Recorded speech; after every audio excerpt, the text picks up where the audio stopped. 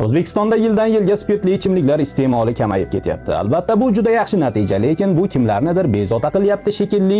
Oxirgi paytlarda spirtli ichimliklar festivallariga zo'r berishyapti. Bu ishning ortida yo spirtli ichimlik sotadiganlar turibdi, yo millatimizni tashqi kuchlarga qul qilib bermoqchi bo'lganlar turibdi. Bir paytlar sovetlar ham ayni shu usuldan millatimizni qul qilish maqsadida foydalanishgan. Men spirtli ichimlik iste'mol qilmaslik kerak demoqchi emasman. Bu har kimning o'z shaxsiy tanlovi, lekin tibbiy jihatdan mutlaq zararli ekanligi isbotlangan mahsulotning targ'ibotidan kimga qanday naf bo'lyapti? Aholining salomatligi yaxshilanyaptimi, madaniyati yuksalyaptimi yoki iqtisodiy holati o'nglanib qolyaptimi? Bizga vatan uchun xizmat ham qila olmaydigan alkash hezalaklar emas, shahidlikni sharaf deb biladigan asl vatan himoyachilar kerak. Har holda umrini aroq ichib o'tkazganlardan bu vatan uchun hech qanday naf ko'rmayman. Agar bu vatanning ertasi mas'ullarimiz uchun qiziq bo'ladigan bo'lsa, alkashlarni emas, asl vatan o'g'lonlarini ko'paytiradigan festivallar qilishsin. Vatan omon bo'lsin.